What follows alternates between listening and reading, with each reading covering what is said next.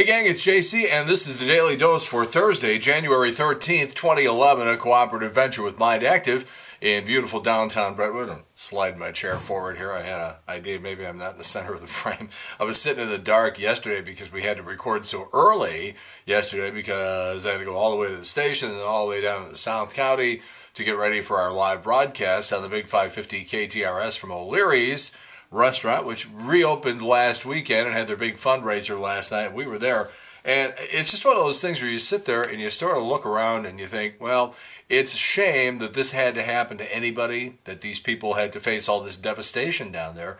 And I did take a little drive through the area. Now, let me just tell you something. Don't do what I did. Because we were doing a radio show and we were commenting for 3 hours about the situation down there, I felt like I should probably have a look around, get a little better idea of just exactly what they're trying to deal with down there. But in all honesty, you probably shouldn't do that. And there's no more debris laying in the streets and roads and stuff like that. They did a great job of cleaning that up. A lot of the houses are just smashed to smithereens, and a lot of houses missing their roofs or parts of roofs. But they're very concerned with looting down there. So, if the police see unfamiliar cars, you might not be greeted very nicely down there. But just take it from me, there's a lot of people who are going to be hurting for a long time down in the Sunset Hills area, and they appreciate the efforts yesterday. We went into that show just basically saying, look, we're just going to come down and do the show from O'Leary's and just sort of remind everybody of the big fundraiser that they were having last night, and raise awareness and just remind everybody. It shows support. We weren't really asking for, nor were we expecting any money from anybody. And at the end of the 3 hours, we were looking at a pile of almost $3,000. That's $1,000 an hour. There's about $2,800.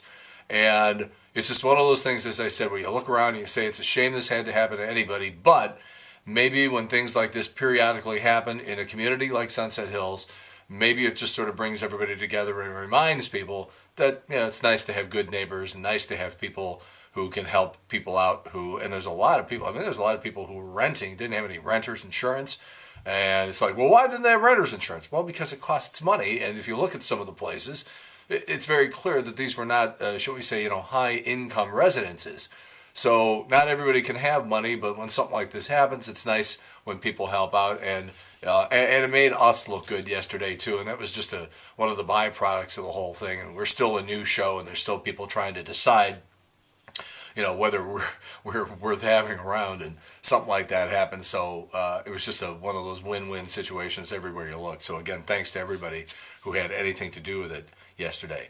We ended up also enjoying a local, as in enjoyalocal.com, where it's an association of about 140 restaurants, all locally owned. And, I'm like anybody else. I eat at a chain restaurant. We love eating at Brio, down the road from us. And it's a great place, and we enjoy the food. But we probably enjoy eating at some of the locally owned restaurants maybe a little more, just because that's helping out a local business, and a lot of businesses need help. And the restaurants oftentimes are at least just as good, if not better.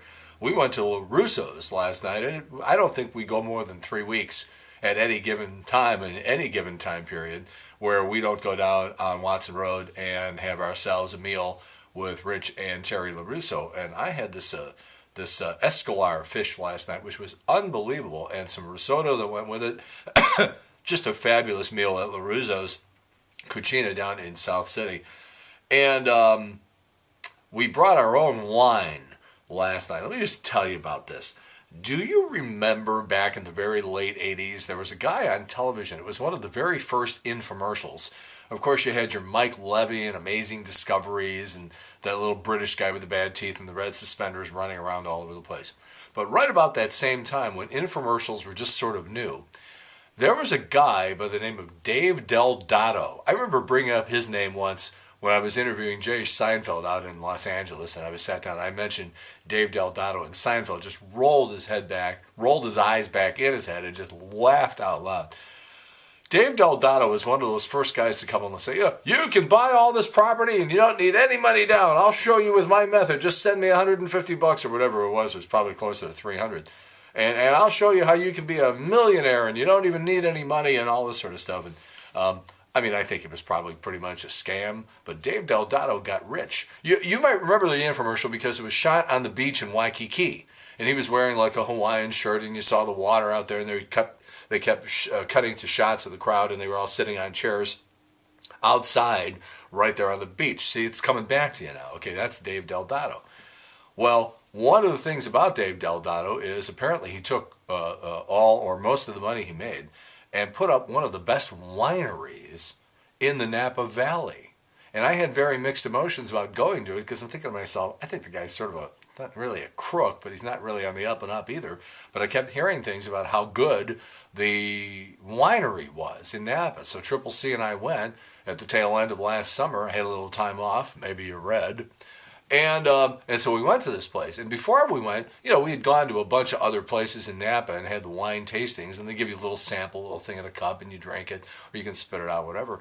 And I remember somebody saying, yeah, they actually call it Del Blotto because the samples they give you from the barrel tastings are huge. And you come walking out of the place like, huh? One of those things, So we went, and it was fabulous. The wine was great. It was a little pricey, but we did buy some when we joined the club and the whole thing, so we get a couple of bottles every couple of months. And we took one of those bottles with us last night to LaRusso's, even though usually we get our wine there because they have a great wine list there.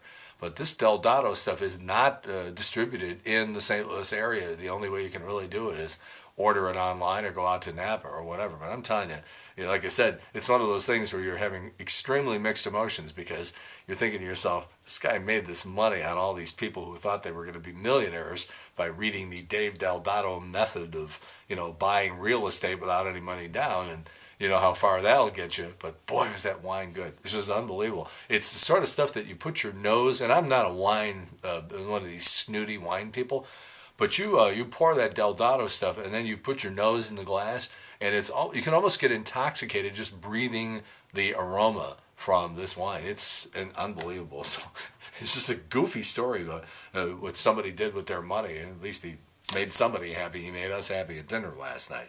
All right, well, 70% of the country is currently covered in snow. 70%. There is snow in every state in the United States except Florida. And I know somebody will say, well, what about Hawaii? I think it gets snow in the mountains in Hawaii, pretty sure.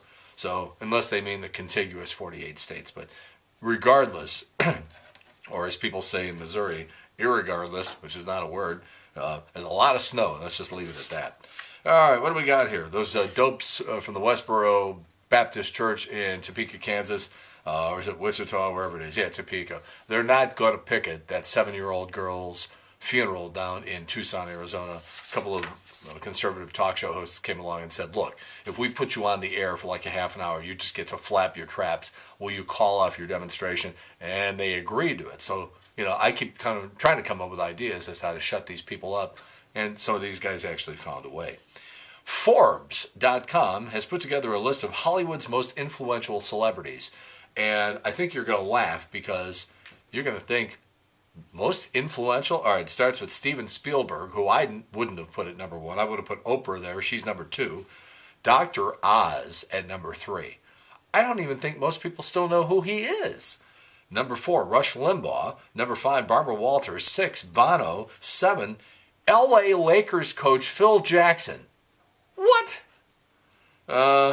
Number 8, Dr. Sanjay Gupta. Again, I don't think most people even know who he is. Glenn Beck at number 9 and Bill Cosby at number 10. Bill Cosby, who the hell is he influencing? People who eat Jell-O? Conan O'Brien, the people at TBS love him. They're thrilled. The ratings are not exorbitant by any stretch of the imagination, but he is reaching the under 40 crowd and really the under 35 crowd. Leno and Letterman, median ages of about 56. Conan's median age is 33 and the advertisers love it. So even if you're thinking to yourself, he's on cable now and it's a step down from the network and gosh, I don't watch anymore and I'm not hearing anybody talk about it, it apparently doesn't matter. All right, what else we got here? It's next Monday. Yeah, Monday is Martin Luther King Day, and apparently it's the most depressing day of the year. The reason why is because the weather is bad, you're no longer happy from your time off during the holidays, Christmas debts become a reality and people start realizing I'm not doing too good with my New Year's resolution. So something to keep in mind there. I get up this morning and find out that apparently astronomers in Minnesota have figured out that the signs of the zodiac have all been off by a couple of weeks. So I've lived my entire life thinking that I'm a Libra, and now it turns out I'm a Virgo. And I don't know if the astrological community is going to go along with this whole thing. All I know is Libra now is October 30th to November 23rd, and that puts me in a Virgo now, which is now September 16th to October 30th. Whatever.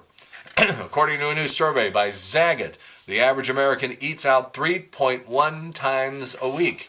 Enjoyalocal.com. It was on this date in 2002 that former President W. says that he nearly choked to death on a pretzel.